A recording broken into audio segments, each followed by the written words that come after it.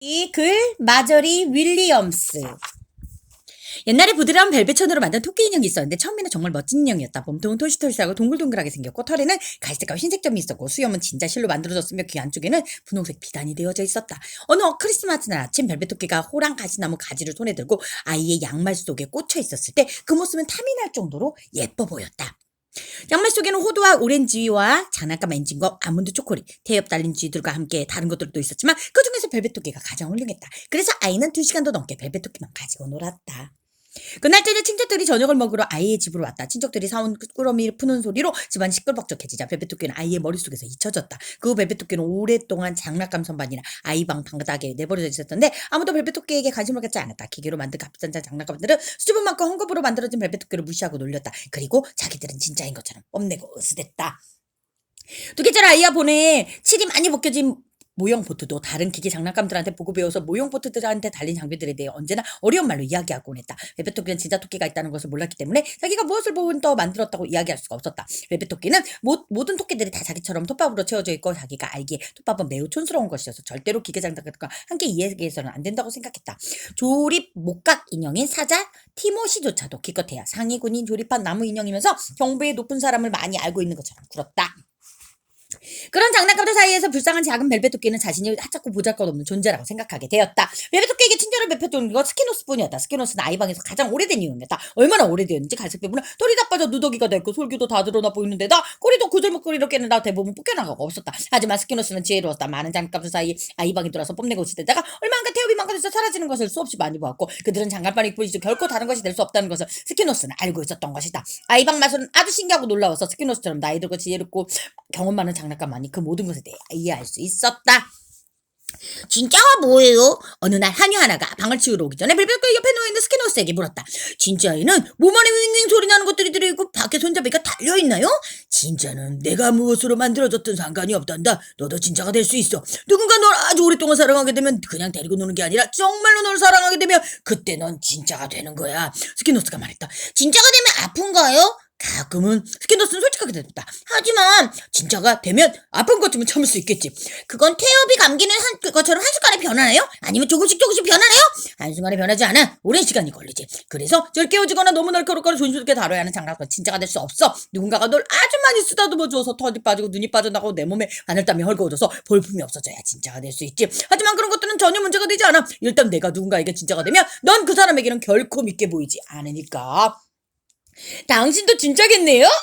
벨벳 토끼는 그렇게 말한 걸 후회했다. 스키노스가 진짜가 아니라면 상처받을지도 모르기 때문이다. 스키노스는 그냥 웃기만 했다. 아이의 삼촌이 날 진짜로 만들어줬단다. 아주 오래전의 일이지. 하지만 한번 진짜가 되면 다시는 옛날로 돌아갈 수 없어. 영원히 진짜로 남는 거야. 벨벳 토끼는 한숨을 내쉬었다. 벨벳 토끼는 진짜가 되고 싶은 마음이 간절했다. 진짜가 되면 어떤 느낌일까? 하지만 눈이 빠지고 수염이 뜯기고 혁이 휘어진다고 생각하니 슬퍼졌다. 벨벳 토끼는 미워하지 않으면서 진짜가 되면 얼마나 좋을까 하고 생각했다.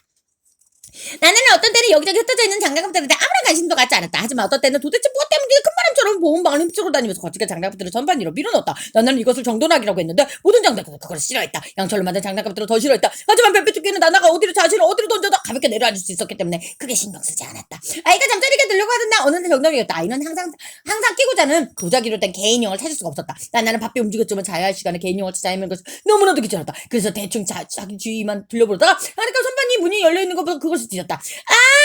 옛날 그 토끼 회사에서 데리고 자는 건 그 정도면 될 거야. 나는 벨벳 토끼의 한 토끼를 꺼내 아이의 팔에 안겨주었다. 그날 밤 그리고 그날 이후 많은 밤을 벨벳 토끼는 아이의 침대에서 잤다. 처음에는 아이와 함께 자는 것이 오히려 불편했다. 아이가 숨이 막히도록 꼭 삐안고 어쩔 때는 벨벳 토끼를 안고 등등 기다고 또 어떨 때는 베개 밑에 깊숙이 밀어넣어서 거의 숨을 쉴 수가 없었기 때문이다. 벨벳 토끼는 아이 방에서 달빛이 비쳤던 시간과 집안이 조용해지고 난 뒤 스키너스와 이야기하던 때가 그리웠다. 그러나 금방 아이와 자는 것을 좋아하게 되었다. 아이가 늘 자신에게 말을 걸었고 자신을 위해 진짜 토끼들이 사는 구르 비싼 터널을 이불 밑에 만들어주었기 때문이다. 그리고 나나가 벽난로 앞에 등을 켜놓은 채 저녁을 먹으러 가면 아이와 벨벳 토끼는 휘파람을 불며 신나게 놀았다. 아이가 깊이 잠들 때면 벨벳 토끼는 아이의 작고 따뜻한 턱 근처에서 기분 좋게 뒹굴었고 밤새도록 자신을 꼭 쥐고 놓지 않는 아이의 품에서 꿈을 꿨다. 그렇게 시간이 흘렀고 벨벳 토끼는 매우 행복했다. 너무나 행복해서 자신의 아름다운 벨벳 털이 얼마나 초라해지고 꼬리 부분에 실밥이 점점 부러지고 아이가 입맛부분에 또 분홍색 코가 어떻게 바래지고 있는 전혀 눈치채지 못했다. 봄이 오자 아이와 벨벳 토끼는 하루 종일 정원에서 함께 지냈다. 아이가 가는 곳에는 벨벳 토끼는 함께 갔다. 벨벳 토끼는 외바퀴 수레 타고 불밭으로 소풍도 가고 꽃밭 넘어 나무 딸기 줄기 아래 자신을 위해 아름다운 오두막도 갖게 되었다. 한 번은 정원에서 벨베토끼 아이가 놀고 있을 때 누군가 외출을 해야 한다면 갑자기 아이를 부른 적이 있었다. 그래서 벨베토끼는 땅거미가 죽고 나는데 한참이나 풀밭에 혼자 남겨졌다. 나는 숲을 깨고 벨베토끼를 찾으러 나와야 했다. 아이가 벨베토끼 없으면 잠이 들 수 없었기 때문이다. 벨베토끼는 이슬에 흠뻑 젖어 있을 뿐 아니라 아이가 자신을 위해 만들어준 꽃밭을 만들어준 굴 속에 들어가 있었기 때문에 완전히 흙투성이가 되어 있었다. 이까지 장난감 하나 때문에 그 난리를 치다니. 벨베토끼에 묻은 흙을 털며 나나가 투덜거렸다. 아이는 그 자리에서 일어나 손을 뻗으며 말했다. 내 토끼 이리 줘. 그렇게 말하지 마. 내 토끼는 장난감이 아니야. 내 토끼는 진짜란 말이야. 그 말을 들었을 때 벨베토끼는 행복다. 스키노스의 한 말이 사실이라고 생각했기 때문입니다. 아이의 방위 마술이 벨베토끼에게 일어난 것이고 벨베토끼는 이제 더 이상 장난감이 아니었다. 벨베토끼는 진짜였다. 아이가 그렇게 말했던 것이다. 그날 밤 벨베토끼는 너무나 행복해서 잠을 잘 수가 없었다. 톱바토로 만들어진 작은 가슴이 너무나 많은 사랑으로 가득 차서 터질 것 같았다. 그리고 이미 오래전에 윤기를 잃은 벨베토끼의 눈에 지우의 아름다움이 생겼다. 심지어 나나도 그것을 눈치채고 다음날 벨베토끼를 안으며 말했다. 어머, 낡은 토끼 인형이 오늘은 좀 달라 보이네? 그의 여름은 아주 굉장했다. 아이와 벨베토끼가 살던 숲 근처 숲이 있었는데 6월의 긴 시간 저녁 동안 아이는 차를 마시며 나며 거기 가서 놀기를 좋아했다. 아이는 벨베토끼도 함께 데리고 갔다. 곳을 꺾걸어 돌아다니거나 나무들 사이에서 산종놀이를 하기 전에 아이는 항상 고사리 덤불 속 어딘가에 벨베토끼가 편히 있을 수 있는 작은 보금자리를 만들어줬다. 마음씨 착한 아이였기 때문에 토끼도 편하기를 바랬다. 어느 날 저녁 벨베토끼가 혼자 그 보금자리에서 개미들이 요리조리 왔다 간다는 것을 보고 있을 때 가까이 있는 키 고사리 덤불에서 이상하게 생긴 두 물체가 살며시 다가오는 것이 보였다. 그들은 벨베토끼 자신과 같은 토끼들이었는데 털이 굉장히 많았고 아주 새 것이었다. 게다가 솔기가 보이지 않을 정도로 아주 잘 만들어졌다. 그들은 움직임을 따라따라 모양이 이상하게 변했다. 벨베토끼처럼 자신이 똑같은 모양인지 어떨 때는 길고 가는 따랐다. 또 어떨 때는 토스트라고 둥글둥글해졌다. 그들은 부드럽게 발소리를 내지 않고 코를 실룩거리면서 벨베토끼를 아주 가까이서 살금살금 다가갔다. 그동안 벨베토끼는 태엽이 어느 쪽에 달려있는데 눈을 크게 뜨고 찾았다. 움직이는 장난감에는 태엽이 달려있다고 생각했기 때문이다. 그러나 태엽은 찾을 수 없었다. 그들은 분명 완전히 새로운 종류의 토끼였다. 진짜 토끼들이 눈을 동그랗게 뜨고 벨베토끼를 바라보자 벨베토끼도 진짜 토끼들을 뚫어지게 바라보다. 벨베토끼가 바라보는 데는 진짜 토끼는 코를 실룩거리고 있었다. 일어나서 우리랑 같이 놀지 않을래? 진짜 토끼 중 한 명이 물었다. 싫어. 벨베토끼가 되었다. 벨베토끼는 자기한테 태엽이 없다는 것을 설명하고 싶지 않았다. 이거 아주 쉬운데. 털 많은 토끼는 이렇게 말하면 튀어오르듯 뒷다리로 일었다. 넌 할 수 없지? 진짜 토끼가 말했다. 할 수 있어. 난 어떤 것보다도 높이 들 수 있어. 벨베토끼가 말했다. 아이가 자신을 던질 때도 두고 할 말이었다. 그러나 벨베토끼는 그렇게 바라고 싶지 않았다. 너 뒷다리로 뛸 수 있어? 털만 토끼가 묻다. 그거 무시무시한 질문이었다. 왜냐하면 벨베토끼는 뒷다리가 없었기 때문이다. 벨베토끼의 몸은 바늘 반소처럼 전체가 하나로 되어 있었다. 벨토끼는 고사리 덤불 속에 가만히 내려 앉아 있었고 다른 토끼들은 아무도 눈치채지 못하길 바랐다. 그러고 싶지 않아. 벨베토끼는 다시 말했다. 그러나 진짜 토끼는 매우 예리한 눈을 갖고 있었다. 진짜 토끼는 목을 길게 빼고 바라보고 갔다. 뒷다리가 없어. 진짜 토끼 소리 듣다. 토끼가 뒷다리가 없다니. 그리고 진짜 토끼는 웃기 시작했다. 뒷다리가 없대. 나도 있어. 나도 뒷다리를 꿇고 앉아있단 말이야. 그럼 뒷다리 뻗어 보여줘봐. 이렇게. 진짜 토끼는 벨베토끼 뒤를 빙빙 돌며 벨베토끼가 아주 어지러울 때까지 춤을 췄다. 난 춤추는 거 싫어해. 가만히 있고 싶어. 하지만 어떤 재미있고 새로운 간지러운 느낌이 온 전체에 퍼지고 있었기 때문에 벨베토끼도 춤을 정말 추고 싶었다. 게다가 자신도 이 토끼들처럼 뛰어다닐 수만 있다면 세상에 그 무엇이라도 다 내려놓을 수 있을 것 같았다. 진짜 토끼는 춤을 멈추듯 벨베토끼에 아주 가까이 다가갔다. 어찌나 가까이 왔나 진짜 토끼의 수염이 벨베토끼의 귀를 스쳤다. 진짜 토끼는 갑자기 코를 찡긋거리더니 귀를 누르더니 껑충 뒤로 물러났다. 냄새가 안 나. 토끼가 아니야. 진짜가 아니야. 진짜 토끼가 외쳤다. 난 진짜야. 난 진짜란 말이야. 아이가 그랬어. 벨베토끼는 그 웃음을 떨어뜨리고 갔다. 바로 그때 발소리가 나고 아이들은 그들 옆을 지나갔다. 그러나 진짜 토끼들은 한꺼번에 한 걸음에 번개처럼 사라졌다. 돌아와서 나랑 같이 놀자. 야, 돌아와. 난 진짜야. 벨베토끼는 소리쳤지만 아무한테도 답이 없었다. 다만 개미들만 왔다 갔다 했고 진짜 토끼는 지나간 자리에 있던 고사리 덤불만 가볍게 흔들거렸다. 벨베토끼는 혼자 있다. 왜 도망갔을까? 왜 멈추고 나한테 말을 걸지 않았을까? 벨베토끼는 고사리 덤불을 바라보면서 진짜 토끼들이 돌아왔으면 좋겠다고 생각했다. 오랫동안 벨베토끼는 아주 조용했다. 그러나 그들은 다시 돌아오지 않았다. 한참 후 아이가 돌아와 벨베토끼를 데리고 집으로 갔다.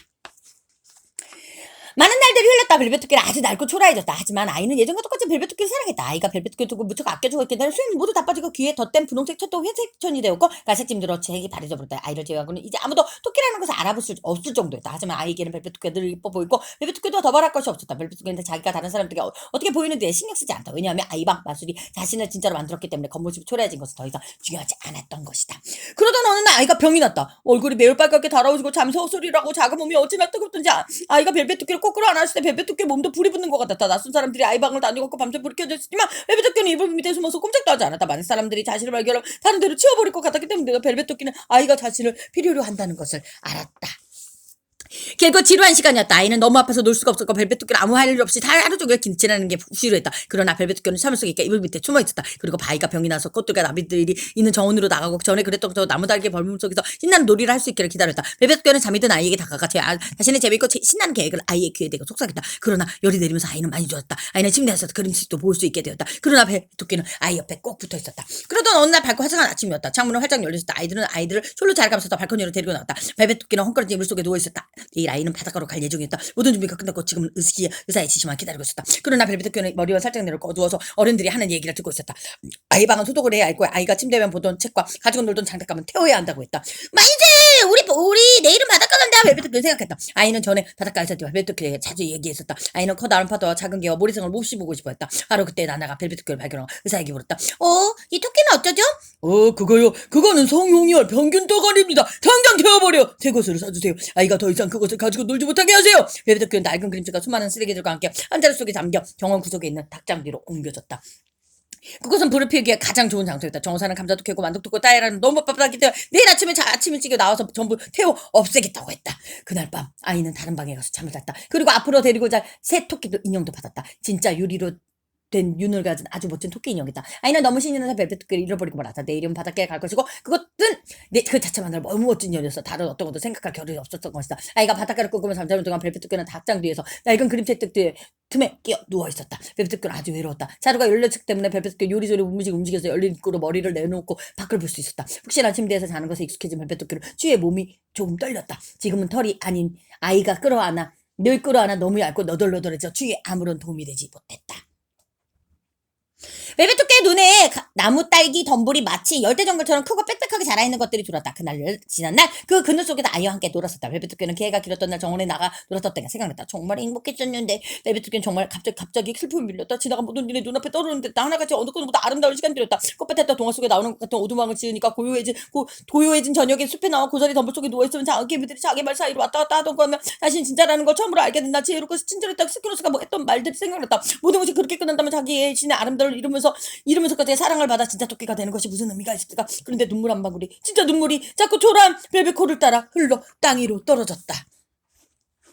그때 아주 이상한 일이 일어났다. 눈물이 떨어진 곳에 꽃 한 송이가 자랐다. 아주 신기한 꽃이다. 그곳은 정원에서 자라는 어떤 꽃들과도 달았다. 가느다란 초록잎에서는 에메랄드빛이 나고 있었고 그 잎 가운데에는 한극한 모양의 콧봉오리가 달려있었다. 꽃이 얼마나 아름다웠는지 벨벳 토끼는 우는 것도 있고 그냥 그것을 지켜보았다. 그러자 콧봉오리가 열면서 그 안에서 요정이 걸어나왔다. 세상에서 가장 아름다운 요정이었다. 요정은 옷을 진주와 이슬방으로 만들어줬고 목에는 꽃목걸이를 두르고 머리에는 화관을 쓰고 있었다. 얼굴은 세상에서 가장 아름다운 꽃 같았다. 요정은 벨벳 토끼에게 다가가 품에 안으며 우느라고 흠뻑 젖은 벨벳 코 위에 입을 맞췄다. 벨벳 토끼야, 내가 누군지 모르겠니?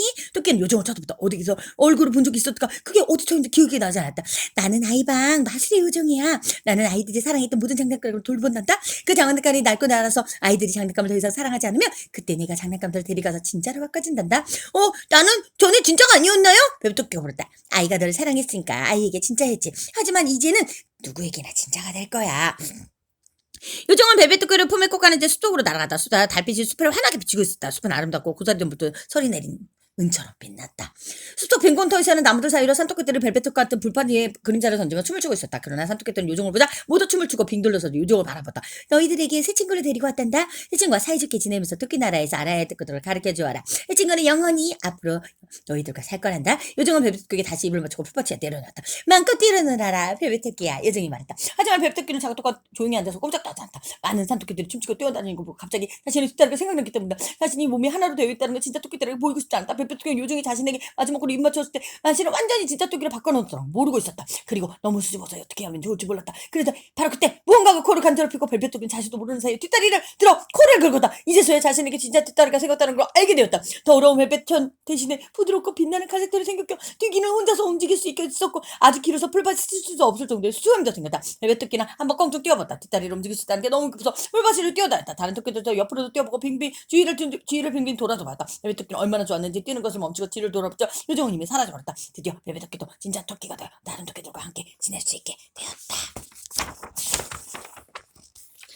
가을이 지나고 겨울이 가고 다시 봄이 되었다. 날씨가 따뜻하고 벼시 들자 아이의 뒤쪽 숲으로 놀러 나왔다. 아이가 노는 동안 톡톡 토끼 두 마리가 고사리 덤불에서 나와 아이를 쳐다봤다. 한 마리는 온몸에 갈색이었지만 다른 한 마리는 마치 오래전에는 얼룩이 있었던 것처럼 딸 아래 이상한 흔적이 있었다. 그리고 그 얼룩은 여전히 두드러져 보였다. 작고 부드러운 코와 동그랗고 검은 눈 주위도 왠지 낯익은 느낌이었다. 그래서 아이는 혼자 생각했다. 저 토끼는 내가 얼마 전에 성인을 알았을 때 잃어버렸던 낡은 토끼 인형이랑 비슷하잖아. 하지만 아이는 그 토끼가 자신이 벨벳 토끼라는 것을 전혀 알지 못했다. 그 옛날에 토끼 인형이 자신을 진짜 토끼가 될 수 있도록 도와준 아이를 보려고 돌아왔다는 것도.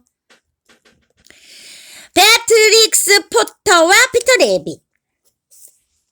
영국 상류초에서 태어난 아동문학가 베아트리스 포터는 하이든의 소원에서 키워주면서 혼자 있는 시간이 많았어요. 그래서 그림을 그리고 이야기를 만들면서 혼자만의 세계에 빠졌고 스코틀랜드 교회의 대자연과 보다면서 소박한 마음으로 토끼나 쥐 같은 동물들을 기르는 즐거움을 빠졌어요. 바로 그때 베아트리스 포터는 피터 레빗 이야기를 썼는데 그 주인공이 바로 피터 레빗입니다. 미야자키 하야오와 토토로는 온몸이 털토성이고 몽글몽글한 유쾌하고 귀여운 요정입니다. 토토로는 요즈 토토로라는 일본의 자연을 배우고 어린 자매와 숲의 요정들의 교류를 그린 미야자키 하야오의 대표적인 판타지 애니메이션 주인공입니다. 시어도어 루즈벨트와 테디베어. 테디베어는 테디는 미국 대통령 시어도어 루즈벨트의 애칭에서 테디에서 나온 이름이라고 합니다. 1902년 곰상에서 곰을 한 마리도 잡지 못하는 대통령을 위해 보좌관이 생포해온 새끼 곰을 풀어준 일화가 워싱턴 포스트지를 통해 사람들 사이에 알려지면서 테디베어로 불리게 되었다고 합니다. 곰모성을 보고 봉제 인형 테디베어는 그 100년이 넘게 사람들의 사랑을 받고 있습니다. 이야기 끝.